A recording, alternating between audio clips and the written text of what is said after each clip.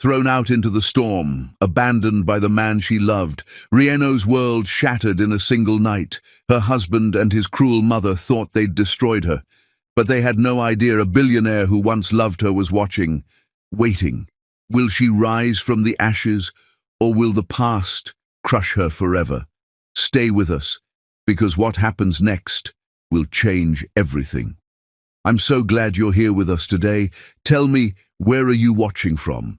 I love seeing all your messages and knowing our stories reach every corner of the world. But now, get ready, because today's story will take you on a whirlwind of emotions, love, and suspense. Don't skip a second. The ending will touch your heart like never before. Rain screamed against the windows like an angry crowd outside a courtroom of fate. And inside that small suburban house, Rieno stood at the doorway, her trembling hands clutching a worn-out suitcase that carried the last traces of her dignity. The storm had no mercy tonight, and neither did the people who once promised to protect her. Sita's voice sliced through the thunder, sharp and cruel. "You barren woman, you brought nothing but shame to my family." Rieno's breath hitched. Her brown skin gleamed under the harsh flash of lightning, and her eyes filled with the same questions she'd carried for 2 long years. What did I do wrong? Why am I never enough? Jack, her husband, stood behind his mother, arms folded, his gaze colder than the rain outside. For 2 years, she had served him like a queen serves a cruel king, cooking his meals, washing his clothes, waiting for a smile that never came. The smell of wet earth mixed with Sita's anger as the older woman snatched Rieno's suitcase and threw it toward the porch. "Get out before I call the police!" she spat. Rieno's heart thudded so loud it drowned the thunder. She looked at Jack, the man she once called her whole world, and whispered, "Jack, please, tell her to stop." But Jack's silence hit harder than any insult. He didn't even blink. The gold wedding band on her finger suddenly felt heavier than chains, a reminder of vows that never meant anything. "I'm done living in a loveless marriage," he said at last, his tone flat, as if reading from a script rehearsed long ago. Rieno felt her knees weaken, the storm wind pulling at her hair, her breath uneven. Every dream she had built around him shattered in a single sentence. The sky roared as if heaven itself was protesting the injustice happening beneath it. Rieno stumbled onto the porch, her suitcase soaked instantly, her clothes clinging to her shivering body. Sita's laughter followed her like poison. "Maybe the rain will wash away your curse." The words burned into her heart, and she turned once more toward Jack, hoping, just once, he would change his mind. But he only closed the door, his face vanishing behind a wooden wall of indifference. The sound of the lock clicking echoed through the storm, final and cruel. Rieno's tears mixed with the rain, her lips trembling as she whispered to the wind, "Where will I go now?" She stepped into the street, each drop of rain feeling like shards of ice against her skin. The world blurred. The houses looked unfamiliar, cold, distant. Her slippers squelched in the mud, her feet numb. She thought of her parents, long gone, and the loneliness that awaited her. The street lamps flickered, casting brief moments of light that revealed the heartbreak etched across her face. Every flash of lightning illuminated her pain like a photograph meant to be remembered. Somewhere deep inside, she wanted to scream, to curse the sky, but all that came out was a whisper. "Why me, God?" Minutes turned to hours as she wandered through empty streets, drenched and trembling. Her suitcase handle broke, spilling her few belongings, a framed photo of her wedding day, her mother's scarf, and a single letter she once wrote to Jack but never gave him. A letter full of love he never deserved. The wind scattered the paper across the road, and she chased it weakly, her feet slipping. A car passed by without stopping, its headlights blinding her momentarily, and she fell to her knees. "Please, someone," she whispered, but her voice was drowned by the thunder. Inside her chest, her heart beat painfully, not from cold, but from rejection. Every breath she took hurt. Every tear she shed tasted of loss. She remembered the nights she stayed awake just to make sure Jack was comfortable, the mornings she prepared his coffee exactly the way he liked it, the smiles she faked to please Sita. All that love, all that patience, crushed beneath their cruelty. She looked up at the dark sky and said, "You took everything from me. What's left now?" The lightning flashed again, revealing her silhouette, a broken woman standing alone in a storm that mirrored her soul. Somewhere across the city, engines hummed against the rain-soaked asphalt. A black luxury car cut through the storm, its headlights slicing the darkness. Inside, Peterson Stark, a name whispered in business circles as one of the most powerful billionaires in the city, drove in silence. His phone rang. He ignored it. His mind was far away, on memories he never truly left behind. The storm reminded him of another night years ago when he had stood under the same kind of rain, watching a girl with brown skin and hopeful eyes wave goodbye to him as they parted after college. He had loved her then, Reno, but life had pulled them apart. As his windshield wipers fought the downpour, he spotted movement ahead. A faint figure stumbling along the roadside, soaked and shivering. At first, he thought it was just another traveler caught in the storm, but something about her frame, her familiar posture, made his chest tighten. "It can't be," he murmured. He slowed down, peering through the fog. The figure collapsed suddenly, crumpling to the ground like a wilted flower beaten by the rain. His instinct screamed and he slammed the brakes, the tires skidding on the wet road. For a second, time froze. The rain pounded on his car roof as he flung the door open and ran toward her. The closer he got, the more his heart raced. That face, those eyes. It was her. "Reno," he whispered, kneeling beside her. Her skin was ice cold, her lashes heavy with rain, her lips pale. He brushed her hair from her face, his own clothes getting soaked, and felt a rush of panic he hadn't known in years. "No, no, no!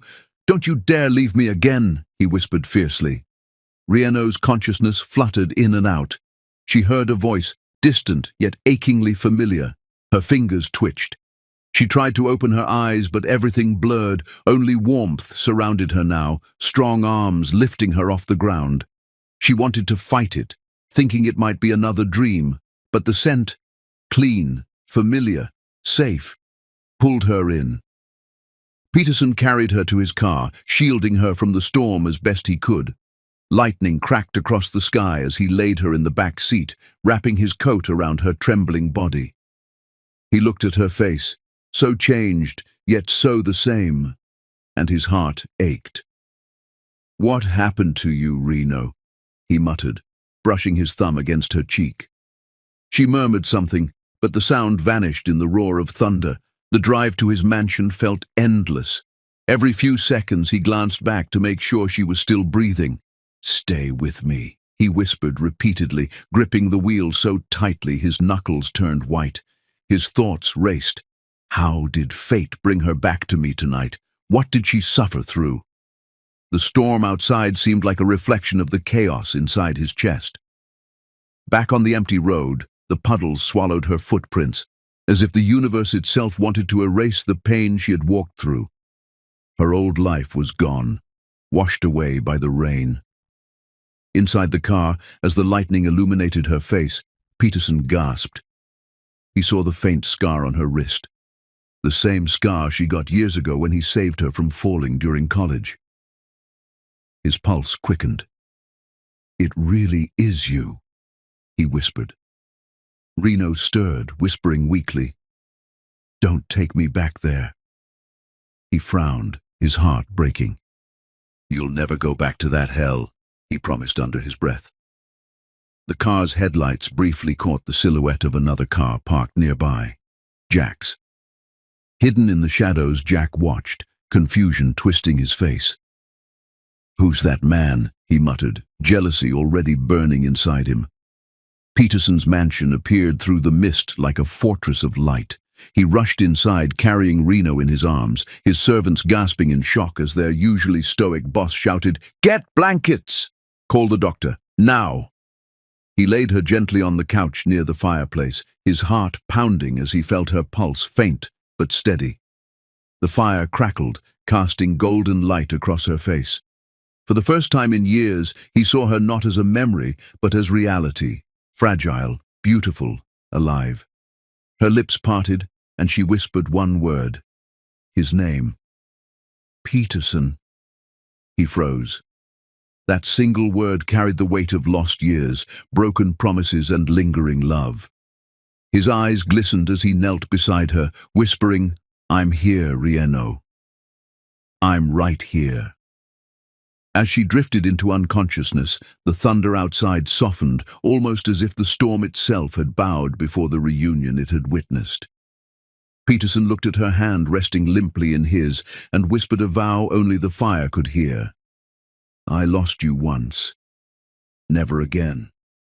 Outside, the rain finally began to ease, but in that moment, two hearts that had been torn apart by time were once again within reach. Destiny had rewritten its script in the middle of a storm. As Peterson lifted her gently into his arms, his voice trembling, he whispered, "Reno?"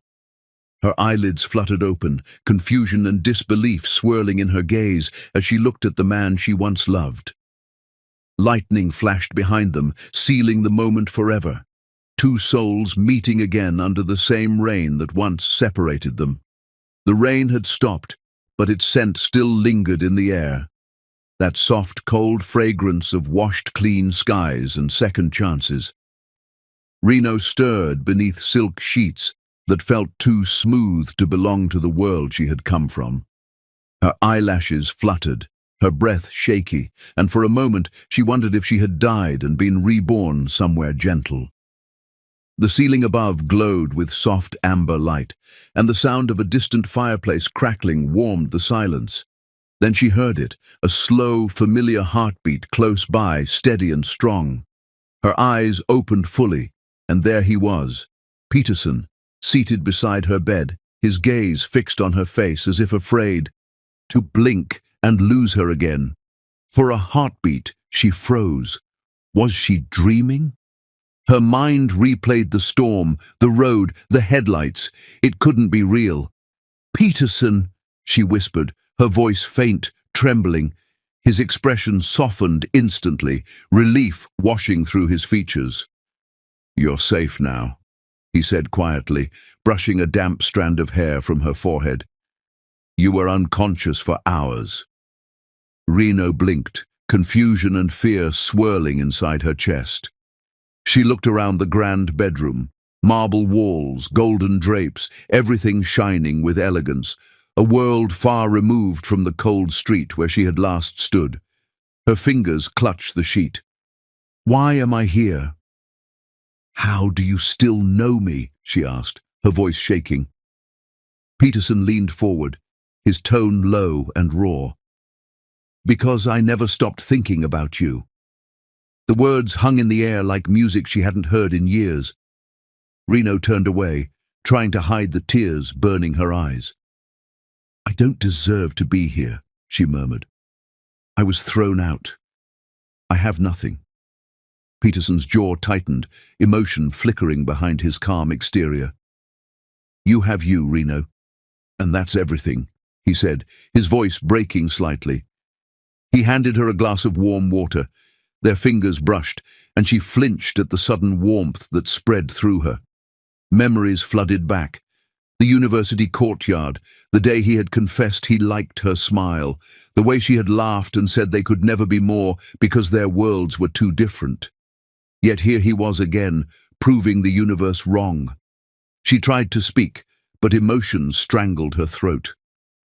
"Why did you stop me back then?" she asked weakly. Peterson exhaled, eyes distant. "Because I was stupid enough to think time would wait for us." His voice cracked slightly as he added, "It didn't, and it cost me years of wondering who you married, whether you were happy. I never imagined finding you in the rain like that." Reno's chest tightened. She swallowed the lump in her throat. "Happy?" she repeated bitterly. I thought I was at first. But his love was hollow. Sita's cruelty filled the walls, and my silence became my survival. The words spilled out like a confession long buried. They said I was barren. They said I was a curse. Her tears fell fast now, soaking the pillow beneath her. Peterson's knuckles whitened as he clenched his fists, his heart breaking at every word. Don't say that, he whispered, leaning closer. You're not barren of love, Reno. You're full of it. You just gave it to the wrong people. His fingertips brushed away her tears, and for a heartbeat, the air shifted. Two souls standing on the edge of something deeper, yet fragile. Reno's voice trembled. Why would you help me now? Pity. Her tone cracked halfway through the word, but Peterson's answer came like thunder after silence. Pity. He shook his head slowly. No, Reno. This isn't pity. This is what love looks like when it never died. His voice carried a weight that made her heart skip. She searched his face, half afraid to believe him, half desperate to. The firelight danced across his eyes, revealing the truth she once adored. Sincerity, unguarded and raw. He reached out, took her trembling hand, and placed it over his chest. Feel that? He whispered. That's the same heartbeat that raced every time you walked past me years ago. Her fingers trembled over the steady rhythm beneath his shirt. She wanted to pull back, to guard herself from hope, but hope was already blooming inside her, despite the, she whispered, Peterson, what if I'm broken? His grip tightened around her hand. Then let me be the man who puts your pieces back together, he replied, his tone fierce and tender all at once. For a long moment, silence filled the room except for the whisper of rain still dripping from the roof. Rieno's gaze wandered to the window where the city lights glimmered like scattered stars. Do you believe fate really gives second chances? She asked softly. He smiled faintly. No. I believe it gives unfinished hearts another chance to finish their story. The words wrapped around her heart like a promise she didn't know she needed. He stood and poured her some tea, the steam curling between them like a fragile thread. Drink this. You've been through too much tonight. She obeyed quietly, her hands still shaking. Each sip burned slightly, but it grounded her in the present. She wasn't in Sita's house anymore. She wasn't unwanted. She was safe, in the care of a man whose gaze held no judgment. As she lowered the cup, her eyes caught a framed photo on his desk, a younger Peterson smiling with a woman. Her heart skipped. Who's that? She asked. He looked at it and smiled softly. My mother. She used to say if love is true, it always finds its way home. Reno's breath hitched. Maybe that was what was happening right now. The weight of her exhaustion settled again. She sank back against the pillow. I should leave in the morning, she murmured, though her voice lacked conviction. Peterson frowned. And go where? Back to the people who broke you. She said nothing. Reno, he continued gently, you don't have to run anymore. Her eyes glistened. Then what do I do? She whispered, lost. He took a deep breath, stepping closer until his shadow fell softly across her face. You heal, he said, his tone barely above a whisper. And you let me help you. Their eyes met, and the air between them thickened with unspoken longing. Reno felt her heartbeat quicken. She looked away first, afraid of what it meant. Time stretched as they sat in silence, the storm outside fading into gentle drizzle. She stared at the ring still on her finger, the one symbol of pain she couldn't remove. Peterson noticed. Take it off, he said quietly. Her breath caught. It's over, he added, his gaze steady. Let it be. With trembling fingers, she slid the ring off and placed it on the nightstand. The small metallic sound echoed like a closing chapter. Peterson exhaled deeply, whispering almost to himself. Now we can start again. Reno stared at him, unsure whether to laugh or cry. Start again? She repeated. You talk like we can just erase everything. He smiled sadly. No, we don't erase. We rebuild. The simplicity of his words disarmed her. She searched his face, looking for deceit, but found none. He leaned back in the chair beside her, exhaustion finally showing in his posture. You should rest, he said softly. I'll be right here. You don't have to, she murmured. I want to, he answered, and something inside her broke. The kind of break that sets you free.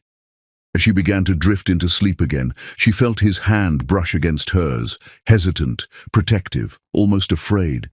And yet, it felt like coming home. Hours passed.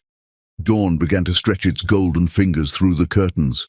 Reno stirred again, her mind heavy with half-dreams, laughter from college days, stolen glances in hallways, the bittersweet goodbye under the rain years ago. When she opened her eyes, Peterson was still there, his head resting against the couch, asleep, sitting upright. She studied him quietly, the way his jaw softened in sleep, the faint lines that time had etched around his eyes. He looked older, wiser, still impossibly kind. Her heart whispered something dangerous. What if this time he's meant to stay? He woke to find her watching him. You're staring, he teased gently, his voice hoarse with sleep. She blushed, looking away. I was remembering, she admitted. A heart that still remembers, he said quietly, echoing her thought. It never forgets where it felt safe. Reno swallowed hard. You make it sound easy, he smiled. It's not. But it's worth it. He moved closer, his hand resting lightly on hers. Reno, you deserve to be loved the way you've always loved others, deeply, without conditions. She blinked rapidly, fighting back tears. He whispered, Let me show you how it feels to be cherished. Her lips parted, but no words came, just silence thick with emotion. A long pause lingered between them, filled with heartbeats instead of sentences. Then Peterson's voice dropped lower, sincere and steady. I know this sounds crazy, Reno. But losing you once taught me that tomorrow isn't promised. He leaned closer, eyes glistening. So if there's one thing I want tonight, it's to make sure you never wake up alone again. Her pulse raced. What are you saying? She asked, voice barely audible.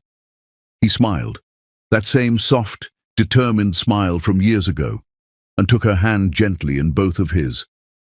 I'm saying, he whispered, that I still love you. I never stopped. Tears welled in her eyes, spilling freely down her cheeks. You can't mean that. After all this time, she said, trembling. But his gaze never wavered. Time doesn't kill real love, he replied. It just tests it. The world seemed to stop. Only the faint hum of rain outside remained. He looked at her with a mixture of fear and hope, then slowly knelt beside the bed, his fingers still entwined with hers. He took a deep breath, eyes locked on hers, and said the words that froze her heart and changed her fate forever. Marry me tonight. 3. The moment hung in the air like a trembling heartbeat, the sound of rain tapping against the wide glass windows as Reno stared at Peterson, unsure if she had truly heard what he said. Marry me tonight. Those words echoed through her chest, mingling with the faint rumble of thunder outside. Her breath caught, her lips parted in disbelief. You can't mean that, she whispered, voice fragile as glass. But Peterson didn't blink. His gaze was steady, burning through her doubt. I meant every word, Reno. You deserve to be loved tonight, not tomorrow, not after you've suffered enough. Tonight. For a moment, her soul wanted to believe him, but years of rejection had built a fortress of fear around her heart. She stepped back, trembling, her wet hair falling around her face. You don't understand, Peterson. I'm broken. His answer was a whisper against the thunder. Then let me be the one who holds your broken pieces together. The air thickened with emotion. He stood, walked to the window, and opened it. The cool rain rushed in, soaking his shirt as he turned to her, eyes glistening. "Come," he said softly. "Let the rain wash away everything they did to you." For a heartbeat, she hesitated, but then she stepped forward. The moment her feet touched the cold marble near the open window, a streak of lightning illuminated them both, like destiny itself approving their union. Peterson reached out, his hand warm against her trembling fingers. "Do you trust me, Reno?" he asked. Her lips quivered. "I want to," she breathed. "Then trust this moment," he said, his voice low and sure. Within the hour, his private garden was transformed into something out of a dream. The scent of fresh roses mingled with rain and candlelight, each flame flickering like tiny hearts beating around them. Reno stood there in a simple white dress. Nothing extravagant, just pure and soft, like her spirit. Peterson had chosen it himself, saying she deserved to look like the angel she was. As she stepped into the garden, she froze for a moment. The entire place shimmered under the rain, hundreds of candles protected under glass domes, and a small arch of white lilies stood before them. "Peterson," she whispered, tears filling her eyes. "You did all this for me?" He smiled gently, brushing a strand of hair from her face. "No," he said softly. "I did this for us." Her heart skipped a beat, her mind whispering, "Can love really begin again after ruin?" He took her hand, guiding her toward the archway. "Do you know why I wanted rain tonight?" he asked quietly. She shook her head, raindrops gliding down her cheeks like silver tears. "Because," he said, "when it rained the night I lost you years ago, I swore that if I ever found you again, I'd rewrite that memory with love." His words hit her like thunder in her soul. Reno's lips trembled as her heart began to melt, piece by piece. "Peterson," she whispered. He leaned closer. "No more tears. No more begging for love that hurts. From tonight, every tear that falls will be mine to kiss away." The officiant stood silently nearby, a close friend of Peterson's, ready to bless their union. As they faced each other, the candles flickered wildly under the breeze, the rain surrounding them like music.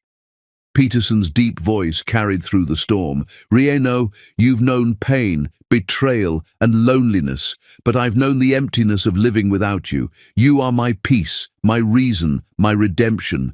Will you marry me, not out of pity, not out of need, but because your heart still remembers mine?" Her hands shook as she wiped a tear. "I don't have anything to give you, Peterson. Not wealth, not pride. I'm just—" He interrupted softly.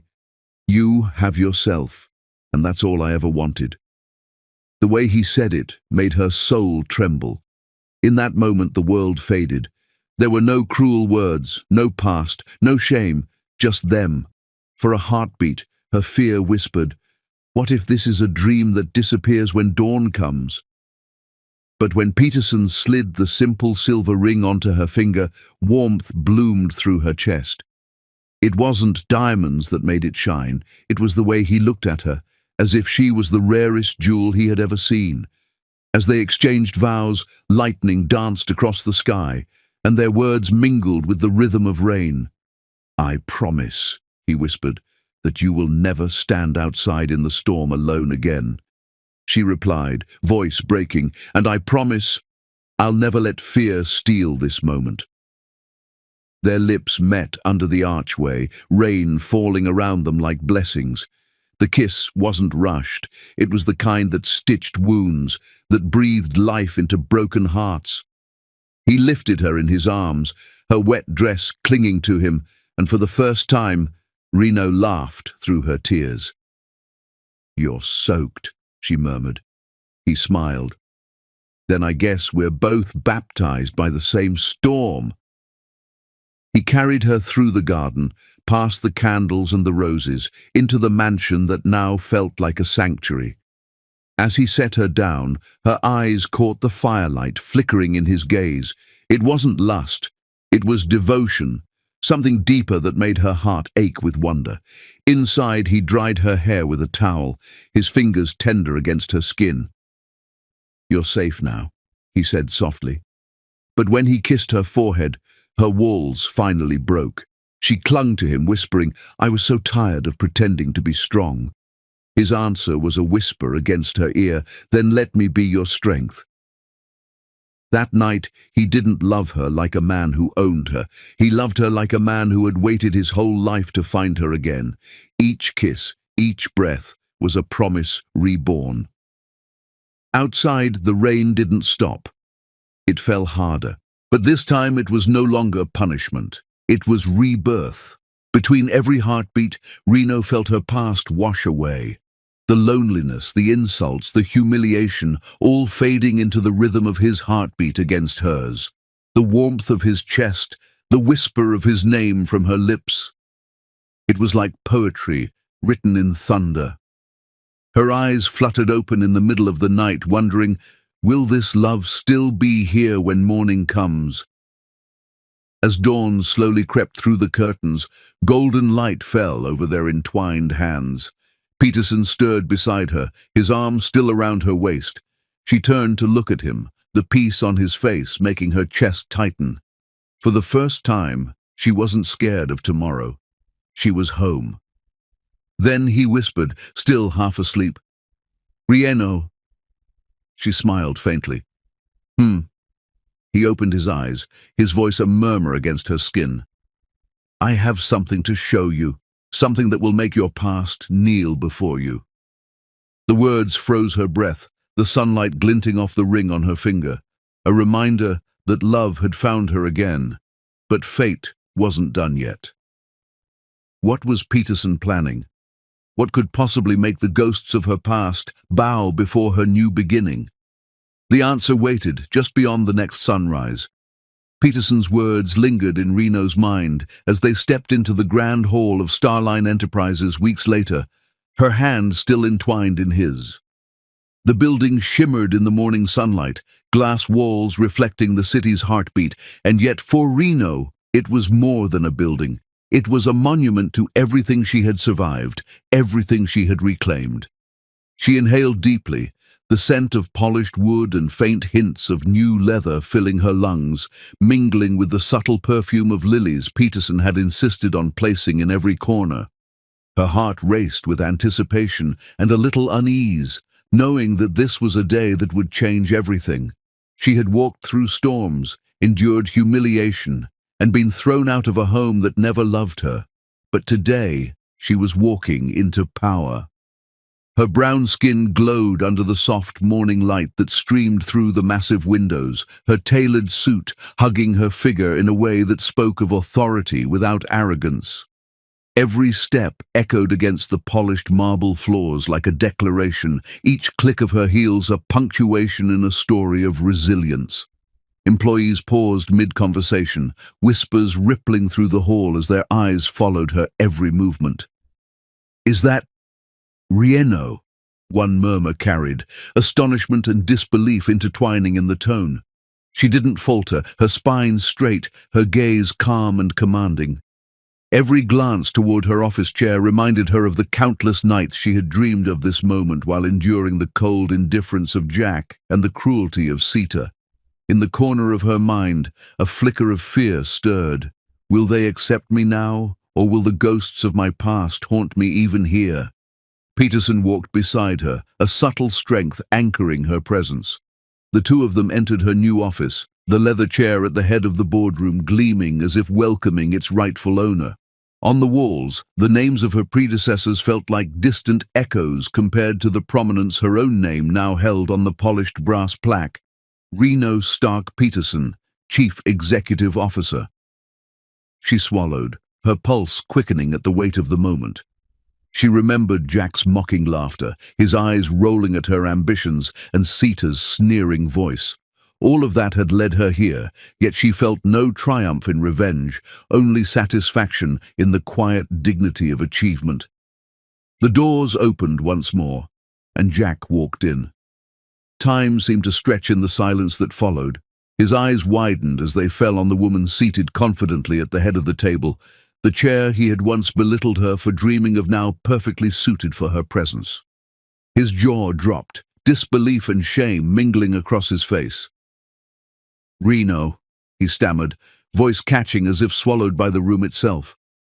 She lifted her eyes calmly, meeting his gaze with no trace of the nervous, pleading woman she had once been.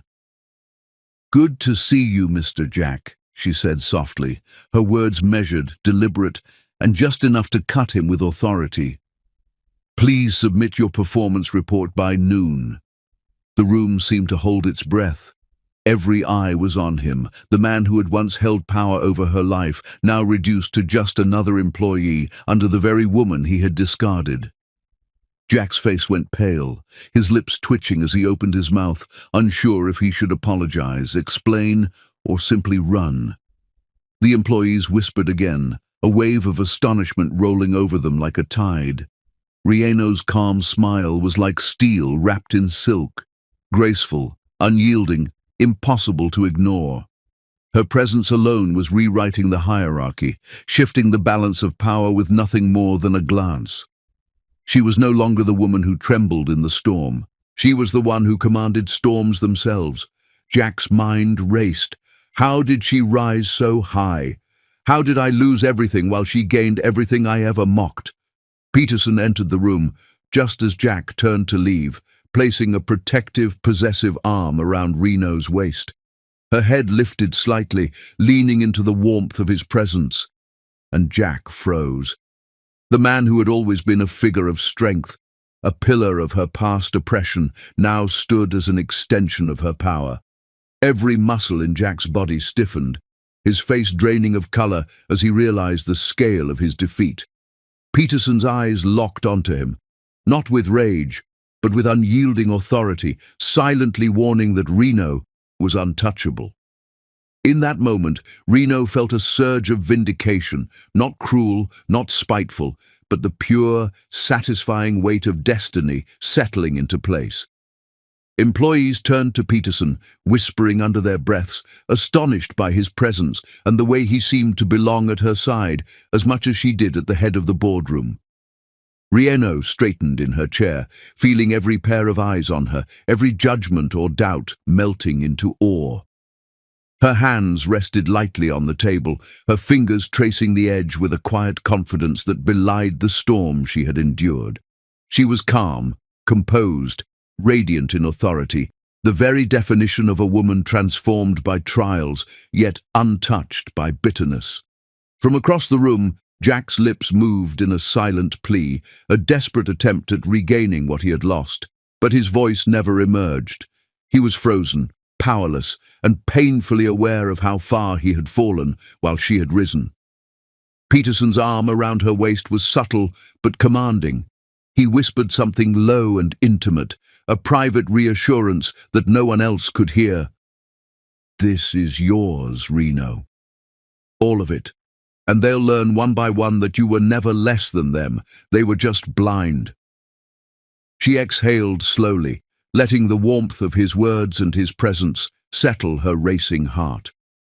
Jack's expression shifted from shock to panic as he realized that not only was Reno empowered, but she had an ally whose loyalty and love were absolute, and who had the means to ensure her past tormentors could never harm her again.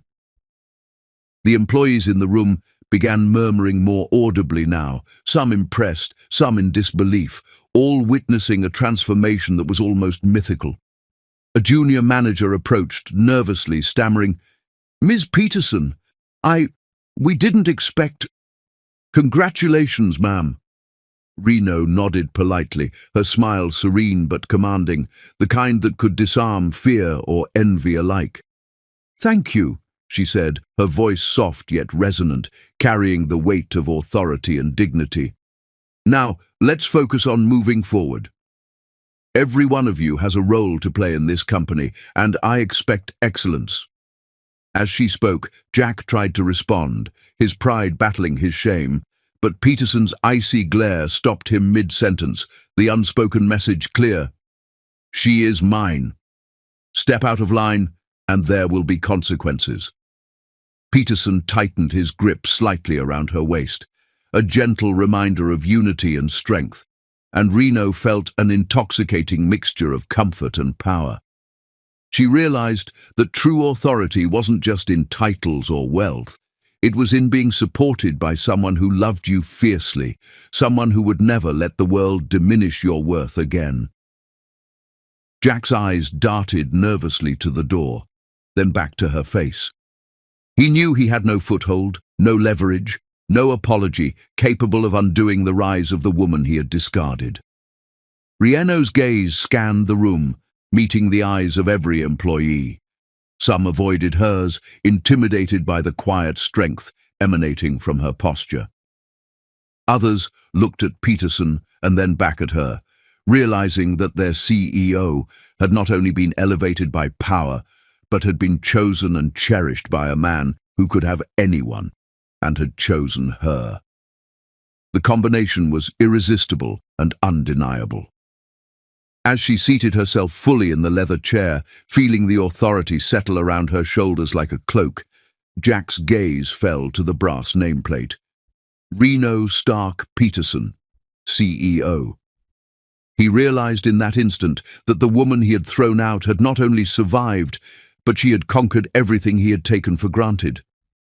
Peterson's hand remained on her waist, a silent shield, a protective anchor. Reno inhaled deeply, her brown skin radiant, her eyes steady and unyielding. "Let's begin the day," she said, her voice firm yet graceful. Her presence alone shifted the energy in the room. The man who had once commanded her life now stood reduced to witnessing her ascent, powerless to intervene. Mini cliffhanger. And as the first meeting commenced, Reno glanced at Peterson, who gave her a subtle nod and a faint smile, reminding her that no matter the challenge, no one could ever touch the power they had now, together. The sound of her voice, steady and unshakable, carried through the hall as she outlined the first agenda. A sweeping reorganization, new initiatives, and an unmistakable declaration. She was here to lead, to protect, and to rise above the past. Every word, every pause, every glance at Peterson reinforced the truth that she was no longer the timid woman who had cried in the rain. She was a force, a queen in her own right, and a partner whose love had become her strongest weapon. Jack's face remained pale, a silent storm of regret and disbelief brewing behind his eyes. He realized fully now that the seat of power had shifted forever, and he had no idea how to reclaim even a fraction of what he had lost. Peterson whispered in her ear, soft enough for only her to hear, "They will remember your name, Reno, and those who doubted you will bow before the life you've built." Reno exhaled, feeling the weight of every insult, every cruel word, every night spent in fear, dissolve into a sense of triumph she had never imagined. As the meeting concluded, Jack hesitated at the door, hand trembling on the handle, looking back at the woman he once owned, and finally understanding that he was not only powerless but utterly irrelevant in her world now. Reno leaned back, the chair supporting her like a throne, Peterson's arm still securely around her. She let herself smile, a slow, quiet, victorious smile, the kind that comes from surviving storms, reclaiming life, and discovering love that never falters. For the first time in years, she felt whole, untouchable, and free. But even as the city lights glimmered through the windows and her name blazed across the boardroom walls, a soft knock echoed at the door, and she realized that her past might not yet have finished testing her resolve. The morning sunlight streamed through the wide windows of Starline Enterprises, yet inside the office, a storm was about to erupt, one far louder than any Reno had endured in the rain outside Jack's house. Just as she and Peterson were reviewing the latest company projections, the doors burst open with a violent slam. Sita, red-faced and shaking with fury, stormed into the boardroom, her stilettos clicking sharply against the polished marble floors. Her voice, high and shrill, cut through the calm like glass breaking. "How dare you humiliate my son like this?" The board members froze mid-sentence, whispering to each other, their astonishment thick in the air. Reno, seated with quiet authority, lifted her eyes and met Sita's gaze without flinching. There was no fear, no hesitation, only the serene power of someone who had survived hell and walked out stronger. Sita's glare landed on Reno like a dagger, and for a heartbeat, the office held its collective breath, wondering if the storm of humiliation would strike back. Reno's voice was calm, deliberate, carrying the weight of dignity and truth. "I didn't destroy your son. He destroyed himself," she replied, her tone steady, measured, the kind that silenced arrogance instantly. Every word was precise, every pause deliberate. Peterson stood silently beside her, a protective pillar of strength. His presence alone was enough to make Sita hesitate, yet her pride and fury refused to yield. "You took everything from him," Sita cried, her words trembling with anger, panic and disbelief, as if reality itself was betraying her. Reno's calm smile widened slightly, almost imperceptibly, like a queen who had finally watched the pieces fall into place. "You see," Reno continued softly, her words flowing like a gentle stream over sharp stones, "I didn't take from him. I simply earned what I deserved." There was no malice in her voice, only truth. And that truth cut deeper than any scream, more powerfully than any rage Sita could summon. Around them, the board members exchanged glances, awe slowly replacing shock. Whispers rippled like soft wind across the room. "She is unshakable. She is untouchable." Sita's face twisted in disbelief. How could the woman she had mocked, insulted and scorned remain so composed, so untouchable? Security stepped forward quietly, as if sensing the tension could explode at any moment. Without further confrontation, they escorted Sita toward the door, each step a reminder that she no longer held control, that her threats and venom had no place in Reno's world. As the door closed behind her with a decisive click, the silence in the room was heavy, filled with the echo of what had just transpired. Peterson's arm brushed lightly against Reno's, a subtle gesture of pride and protection. He leaned toward her and whispered softly, "You handled that like a true CEO." Reno's pulse quickened, not with fear or anxiety, but with the delicate anticipation of what she was about to reveal to the man who had been her anchor through every storm. That evening, the mansion was quiet, the soft glow of lamps casting golden reflections across the polished floors. Reno moved slowly through the corridors, her mind still swirling with the events of the day. She felt a mixture of exhaustion and exhilaration, of vindication and relief. Peterson awaited her in the bedroom, the familiar warmth of his presence making her chest ache with longing. She climbed into the bed beside him, their hands intertwining, the familiarity of his touch grounding her like a lifeline. A nervous flutter stirred in her stomach, a secret trembling on the edge of her lips, waiting for the courage to emerge. Peterson turned his head, his gaze locking onto hers. "You were magnificent today," he murmured, his voice thick with pride and unspoken emotions. "No one could have handled Sita the way you did." She smiled faintly, resting her head against his chest, feeling the steady thrum of his heartbeat beneath her cheek. "It wasn't just today," she whispered, a quiver in her voice revealing the depth of her own vulnerability. "It's been every day of my life I've waited for this moment, for someone to finally see me, all of me." As she spoke, a sudden wave of dizziness swept over her. She clutched her stomach, the room tilting slightly, and Peterson's eyes widened with concern. "What's wrong?" he asked immediately, lifting her gently into his arms. Her voice trembled as she admitted softly, "I've been feeling dizzy, emotional, and sometimes nauseous." Peterson froze, his protective instincts flaring. He held her closer, his mind racing. Could it be? The thought lingered, electric, dangerous, and filled with hope all at once. Reno pressed her forehead against his chest, a mixture of excitement and fear swirling within her. I don't know. Peterson. But something feels different. By morning, the sunlight had turned golden over the mansion, streaming through the sheer curtains of the bedroom. Peterson moved quietly, careful not to disturb Reno, holding a small envelope in his hand. The test results from the previous night. His heart thudded so loudly it threatened to betray him before she even saw the evidence. He approached her, kneeling softly by the side of the bed, holding her hand gently, afraid to speak, lest his emotions overwhelm him. Reno looked at him curiously, noticing the faint trembling in his jaw, the way his eyes glimmered with unspoken hope. Something told her that today would change everything.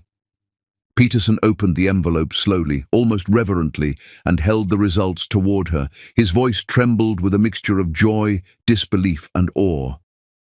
Reno, you're pregnant. The words seemed to hang in the air, powerful, magical, unbreakable. Reno's eyes widened, her mouth opening to speak, but no sound emerging. Tears sprang to her eyes, hot and fast, her chest tightening with happiness, fear, and wonder. For a heartbeat, she simply stared at him, unable to comprehend the miracle that had chosen her, the tiny life that now grew within her, a symbol of hope, love, and destiny. Peterson drew her into a tight embrace, lifting her from the bed slightly so that their bodies pressed together. This is our miracle, he whispered against her ear, his lips brushing her hair softly. I've waited for years to love you properly, and now our love will create life itself. Reno rested her head against his chest, letting the tears flow freely for the first time in years, the storm inside her dissolving in the warmth of his arms. The room seemed to glow brighter, the sunbeams reflecting off their entwined hands, and for a fleeting moment, the world outside ceased to exist. Yet deep in her mind, a question whispered, what challenges will this new life bring? Will the world allow this happiness to continue?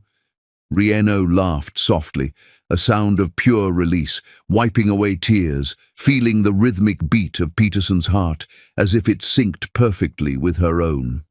I can't believe we're having a child, she said breathlessly. Peterson kissed her forehead, holding her closer. Believe it, my love, he whispered. This is only the beginning. And nothing, no one, will take away what we've just gained. As they held each other, a subtle sound came from outside the room, a hint of someone watching, of a life that once tormented Reno, stirring in the shadows, unseen yet undeniable. Their happiness was bright, but the past, as always, was not finished. The evening passed slowly, filled with quiet conversations, laughter, and soft touches. Reno rested in Peterson's arms, feeling every life-changing, miraculous, terrifying, and beautiful emotion swirl inside her. This pregnancy was more than a test of fertility. It was proof that love, patience, and resilience had been rewarded, and that even the darkest storms could birth the brightest dawns. Yet, as the night deepened and Reno drifted into a calm sleep, Peterson sat awake, staring at her, a protective fury rising in his chest. Somewhere out there he knew forces might still challenge their happiness, and he silently vowed, no one will ever hurt her again, not while I live. By the first light of morning, when the sun painted the sky with strokes of gold and pink, Reno awoke to the sound of Peterson quietly placing the test results on her nightstand, a gentle reminder of the miracle growing inside her. She reached for him, intertwining her fingers with his, and whispered, "We did it, truly." Peterson's eyes shimmered with tears and love. "Yes, my Reno, we did it. And this time, nothing can stop us."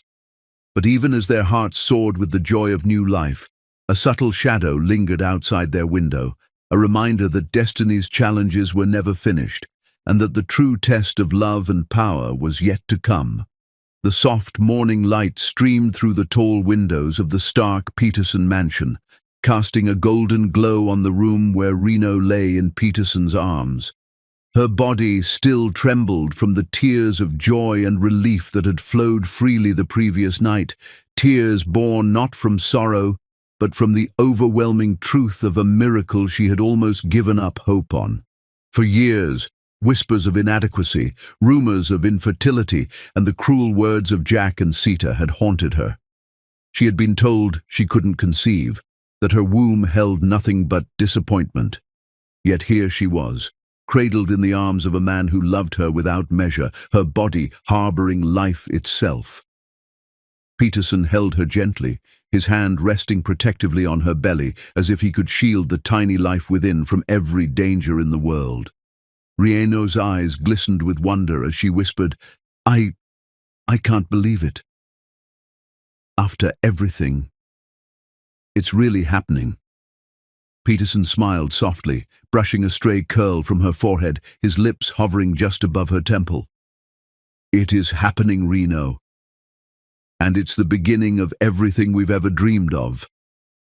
Peterson had become her constant support, a fortress of love and stability.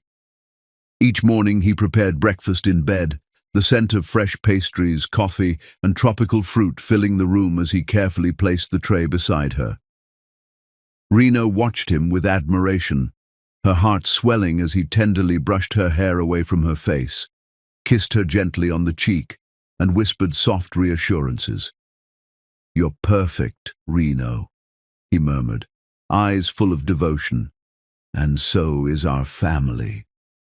Her laughter, warm and melodic, filled the mansion, cascading through its halls like sunlight breaking through a storm-clouded sky.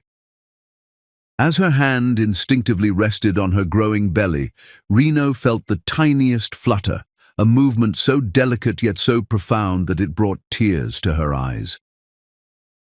"Peterson, did you feel that?" she asked, voice trembling with awe. "Yes," he whispered, pressing his ear against her stomach. "That's our miracle moving, already letting us know it's here." He tightened his embrace around her, his protective nature flaring. "I'll shield you both from everything. No one, absolutely no one, will ever hurt you." Life within the mansion had changed in ways Reno never anticipated. Nights were spent talking about names, imagining little hands and tiny feet, planning rooms filled with laughter, toys, and love. Peterson's devotion was unending. He would sit by her side for hours, reading stories, massaging her shoulders, or simply holding her while she rested. The intimacy between them deepened with each passing day, their love no longer just romantic, but also a shared reverence for the life growing between them. One evening, while watching the sunset from the terrace, Reno felt another flutter in her belly, stronger this time, and a shiver ran down her spine. "They're awake," she whispered, and Peterson leaned closer, his lips brushing her ear. "And they already know how loved they are." Yet while happiness blossomed within the mansion walls, the outside world remained indifferent, even cruel. Jack, unable to accept the reversal of his fortunes, had sunk deeper into despair and self-destruction. He drank heavily, his nights filled with regret, jealousy, and uncontrollable anger. Each passing day reminded him of what he had lost. Not only Reno, the woman he had spurned, but also the life he could never reclaim. His friends tried to console him, but their words fell on deaf ears. His nights ended in solitude, staring at the ceiling, haunted by memories of the woman who had risen above his scorn. One fateful night, driven by desperation and a longing to undo his mistakes, Jack appeared at the gates of the Stark Peterson estate, his expression desperate and pleading. He was drenched in rain, his hair plastered to his forehead, as though the storm mirrored the turmoil within him. Reno, finishing her evening tea, heard the faint knock at the door and furrowed her brow. Something in her heart told her that this was him, the man who had caused her years of pain, standing once again before her.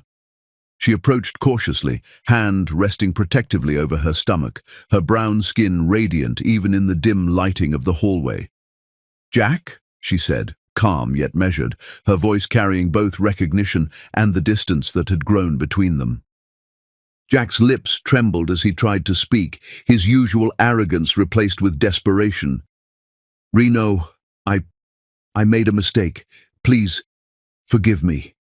Reno met his gaze, her own eyes steady, unflinching. She saw the torment in him, the guilt that had aged him overnight, but she also recognized that forgiveness was not hers to give, not yet, not in the way he imagined. Her hand rested gently on her belly, the tiny life within anchoring her strength and resolve. She spoke softly but firmly. "You're too late, Jack." Behind her, a shadow stirred. Peterson stepped into the hallway without a sound, his eyes burning with protective fire, his jaw tight, his presence an unspoken warning that Jack had crossed a line that would never be forgiven. Jack's face went pale as he realized the magnitude of his situation. He had come to plead, to manipulate, perhaps to win back a life he had thrown away. Instead, he was confronted by the unshakable strength of the woman he had underestimated, and the unwavering, fierce love of the man who had always truly belonged by her side. Peterson's voice cut through the tension like steel, low and dangerous. "You will not touch her. Not her, not our children. Leave now before you regret every second you were foolish enough to return." Reno felt a sense of calm wash over her as Jack staggered backward, his words caught in his throat. She no longer trembled before threats or past pain. Her life had transformed completely. She was no longer a victim of circumstance, but a queen of her destiny, with a protector, a partner, and a family that no one could challenge. Jack's eyes darted to her belly, realizing fully that the life growing inside her was proof that he could never reclaim her love or undo the choices that had led her to this moment. Peterson moved closer to Reno, wrapping an arm firmly around her shoulders, the other resting protectively on her abdomen. "They are ours," he said, voice low, resolute and unwavering. "Everything you once lost, everything you feared, it's ours now. And I will fight for them, for you, until my last breath." Reno's tears fell freely, a mixture of relief, joy and awe at the miracle that had unfolded. She leaned into him, her laughter soft, yet filled with uncontainable emotion. "Our twins.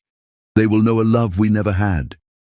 The mansion echoed with the sound of their laughter and whispered promises, a cocoon of warmth, love and anticipation for the new life that would soon fill their home. Outside, the storm of Jack's regret raged on, but inside, Reno and Peterson built a world untouchable by envy, cruelty, or malice. And yet, as they looked out over the city from the mansion's balcony, Reno felt a subtle shiver, a whisper of foreboding, reminding her that life's miracles often arrived accompanied by trials, yet unseen.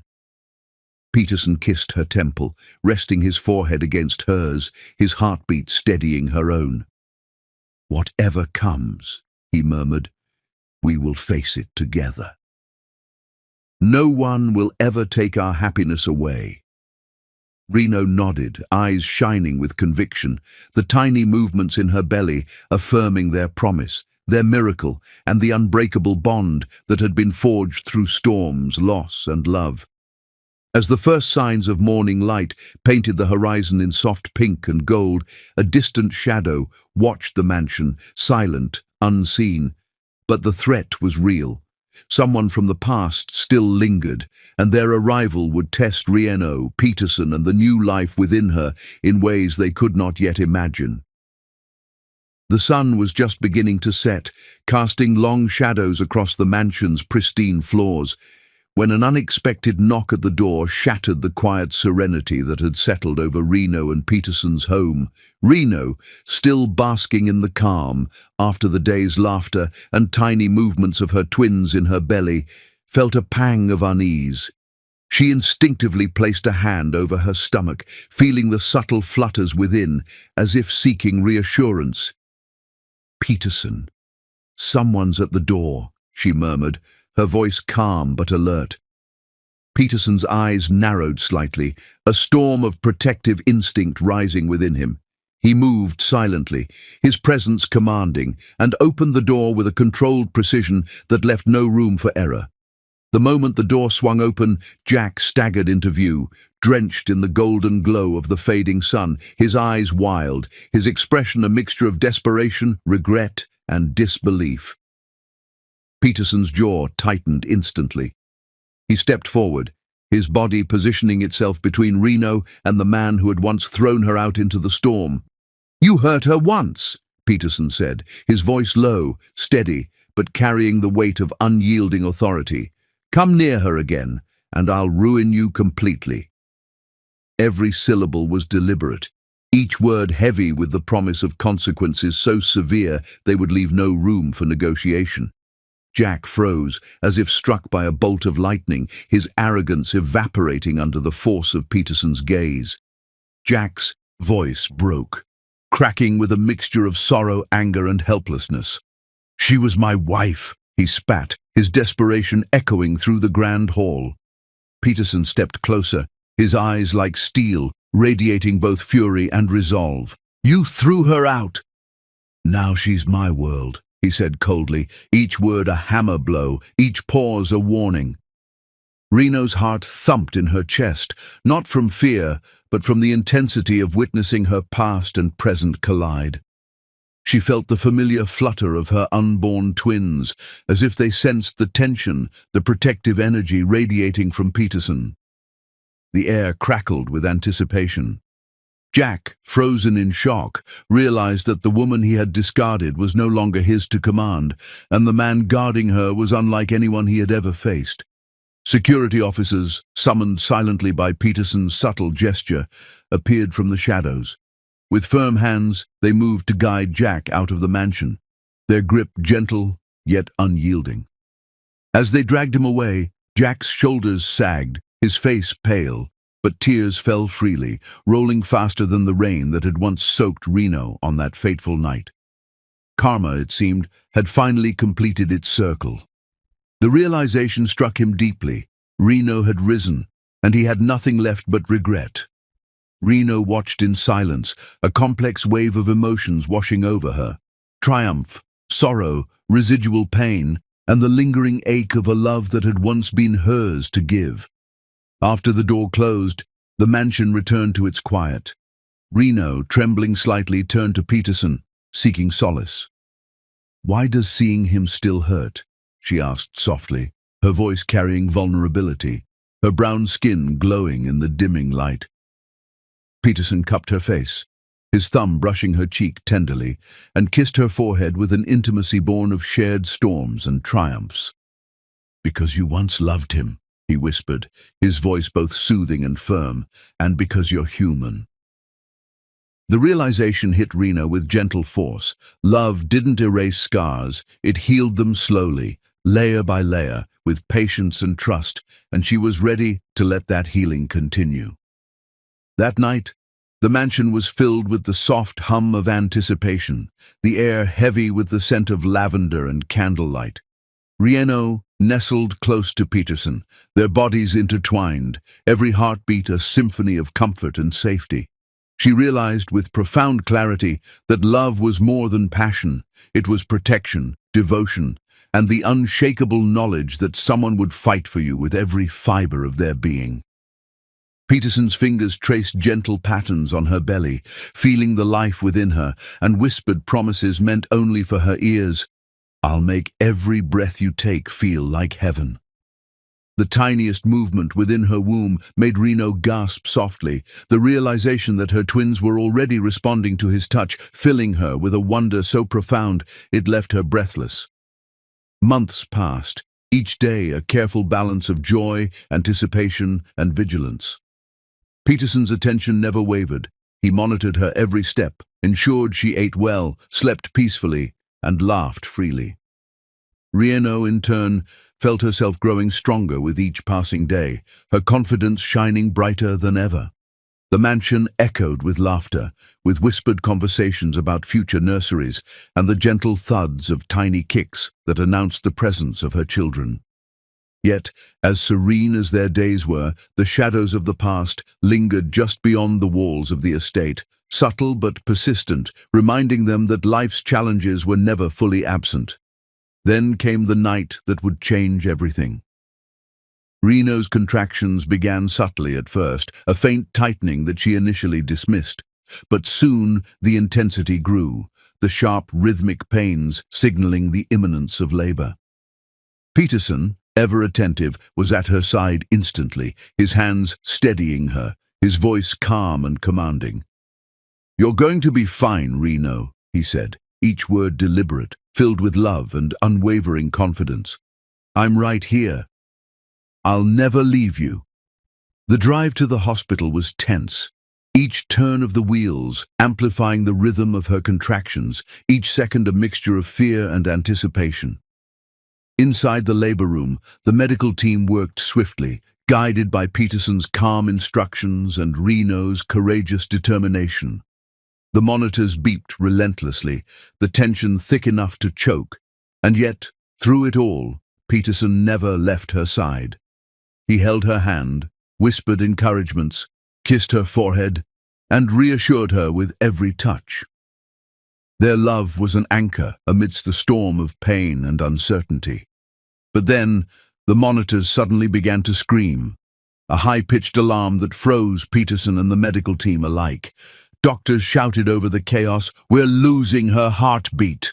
Reno's eyes widened in terror, her hand instinctively clutching Peterson's arm. The world seemed to tilt, the walls closing in, every heartbeat in, the room racing in unison with her own. Peterson's face drained of color for the briefest moment, but his resolve returned instantly. He leaned close, his forehead pressed against hers, his voice a steady force amid the panic. "Reno, stay with me. You are my world, and nothing will take you from me." Time slowed to a torturous crawl. Each second stretched endlessly as the medical team fought to stabilize her, Peterson's hands never leaving hers, the life inside her a fragile thread between hope and despair. Minutes felt like hours. Reno's breath came in ragged bursts, sweat glistening on her brow, her eyes fixed on Peterson's unwavering gaze. She could feel the warmth of his hand on her stomach, the steady pulse of reassurance. And in that fragile moment, the bond between them became more than love. It became survival, trust, and the unbreakable promise of protection. The doctor's voice finally broke through the haze of panic. "We're stabilizing her, but she needs to push, now."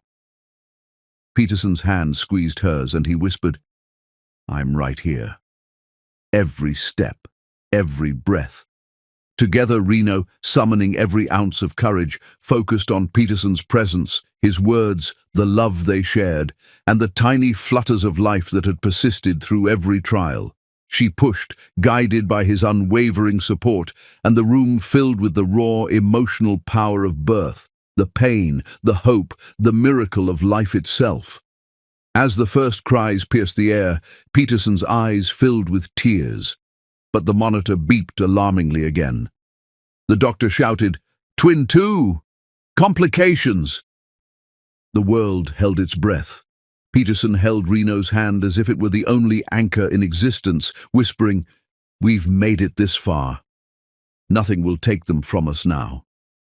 Reno, exhausted, trembling, yet radiant with love and determination, nodded weakly, drawing strength from his presence and the tiny miracles in her womb.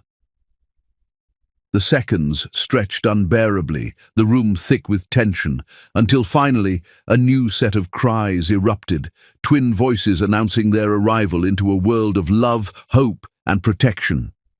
Even as exhaustion washed over them, Peterson pressed his forehead against Reno's, tears streaming freely. "They're here. Our miracle," he whispered. Reno's hands rested on their tiny bodies, her heart swelling with joy, relief, and awe.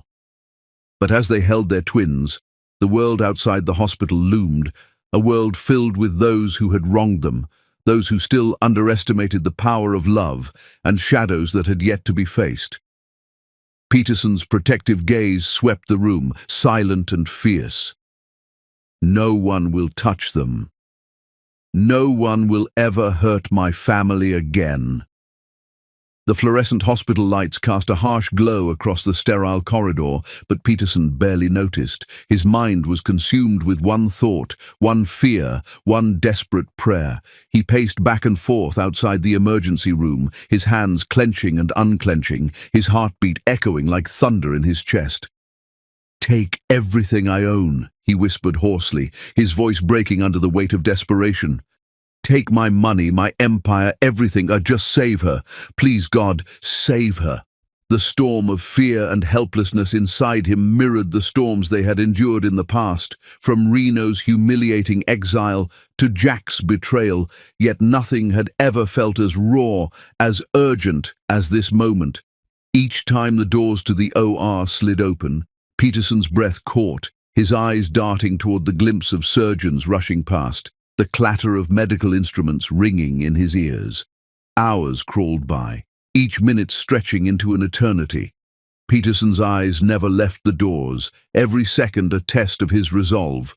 Sweat soaked his brow, his hands shaking slightly, yet his determination did not waver.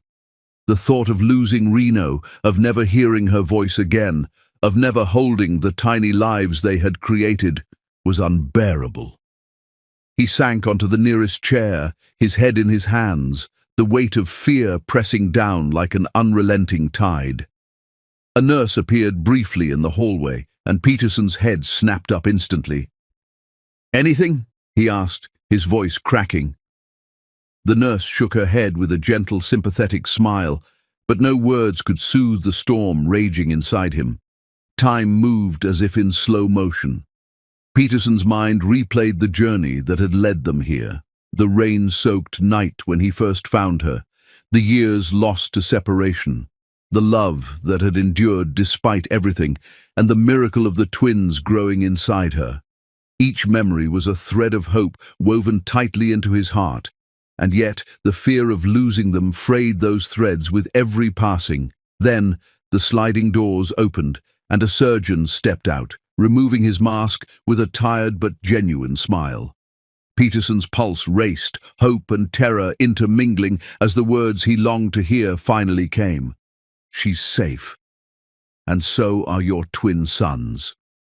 A rush of relief surged through him, nearly knocking him off his feet. Peterson ran to the room, his shoes echoing on the polished floors, tears welling in his eyes, blurring the sterile lights into a halo around him. He reached the bed, kneeling beside Reno, taking her fragile, trembling hand into his own. "Reno, my love, you're safe," he whispered, voice breaking with emotion. Reno's eyelids fluttered weakly, her lips parting in a faint, barely audible smile. "We made it," she murmured, the words fragile but powerful, cutting through the tension of the long hours. Peterson leaned down, pressing a gentle kiss to her forehead, savoring the warmth and reality of her presence. "You're my miracle," he whispered, every syllable soaked with relief, awe, and unconditional love. The twins lay swaddled nearby, their tiny cries blending into the symphony of relief and joy that filled the room. Each cry resonated with life, love, and the unspoken promise that Peterson would protect them all with every ounce of his being. As Reno blinked, slowly regaining strength, she glimpsed the tiny faces of her children, their eyes opening just enough to meet hers. The sheer reality of motherhood, of survival, and of love so immense it defied words, left her breathless. The following weeks were a blur of gentle routines, late-night feedings, and whispered declarations of love. Reno returned home to the mansion, Peterson's arms never leaving her, the twins nestled against her chest, their tiny hands clutching hers with instinctive trust. Every corner of the estate seemed filled with the echoes of their laughter, the warmth of a family finally whole. Peterson watched her with pride and reverence, his gaze lingering on her brown, radiant skin, the softness of her smile, the resilience that had carried them through storms, heartbreak, and despair. Every evening, as the sun dipped below the horizon, Reno would sit by the balcony, twins in her lap, watching the city glow beneath them, feeling a quiet sense of triumph and peace. But an unspoken tension remained, the memory of past enemies lingering like shadows in the corners of her mind. Peterson never left her side, the anchor in her life, the shield against every possible threat. Together they navigated sleepless nights, joyful mornings, and the simple yet profound moments of domestic bliss. Rieno's confidence returned, her sense of self restored and magnified by the love that surrounded her, the twins' tiny hands and feet serving as daily reminders that life could be both fragile and extraordinary. One afternoon, a news alert flashed on the television, showing Reno walking through the city with her children in arms.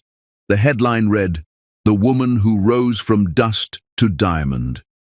Peterson watched her, chest swelling with pride and gratitude, knowing the world now understood what he had always known, that she was unstoppable, radiant, and deserving of everything. Jack, now a shadow of his former self, watched the footage from a distance. His tears fell freely, each drop a mixture of regret, envy, and the realization that karma had finally delivered justice.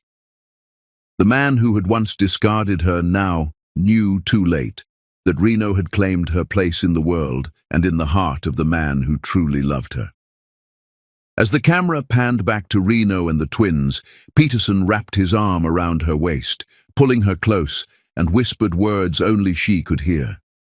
"You were thrown away, but fate always keeps its treasures for those who never stop believing in love." The mansion, now brimming with life, laughter, and hope, became a sanctuary where past pains were replaced with healing, joy, and unshakable love. Reno walked through the halls with her children in arms, her steps confident, her brown skin radiant in the golden light of late afternoon. Peterson followed, his protective presence a constant reminder that together they had faced storms that would have broken lesser bonds and emerged stronger, united, and unstoppable. From the balcony of her office, Reno looked out over the city, her eyes reflecting the sunset, her heart full of gratitude and triumph. The twins giggled softly in her arms, Peterson's hand resting lightly over hers, and for the first time in years, she felt a perfect, unshakable peace. The final moments of the day were quiet, yet charged with love. Reno turned to Peterson, their eyes locking in a silent understanding that this chapter of their lives, though fraught with pain, betrayal, and near loss, had been transformed into a testament of enduring love and faith. She leaned into him, his arm wrapping protectively around her shoulders, her cheek resting against his chest, feeling his heartbeat, steady and strong. The sun dipped fully below the horizon, painting the sky in hues of pink, purple, and gold, a reminder that life had its trials, but beauty always followed storms. Peterson whispered softly, "Our journey isn't over, Reno, but as long as we have each other, love never dies." The mansion hummed with life, the twins asleep in their cribs, Reno and Peterson finally able to breathe freely, savoring every second of triumph, love, and miracle. Every tear shed, every trial endured, had led to this, family, home, and a love so deep it could weather any storm. Reno smiled, her eyes reflecting the city lights, her heart beating in perfect harmony with Peterson's, knowing beyond doubt that destiny had delivered them not just happiness, but a legacy of love that would last forever. As Reno stood on the office balcony at sunset, Peterson wrapped his arms around her, the twins asleep safely in the nursery behind them. He whispered against her ear, "You were thrown away, but fate always keeps its treasures for those who never stop believing in love." She closed her eyes, breathing in the warmth of their shared triumph, knowing in that moment Every tear, every heartbreak, and every storm had been worth it. Love, indeed, never dies. Wow. What a journey! Reno's story proves that love, courage, and faith can turn even the darkest moments into miracles. If this story touched your heart, make sure to like, share, and subscribe to Beyond Color Stories so you never miss a tale that will keep you on the edge of your seat. Comment below. I want to know which part made you feel every emotion with Reno and Peterson. And remember, no matter how cruel life seems, love always finds a way. Stay with us, because the next story will be even more unforgettable.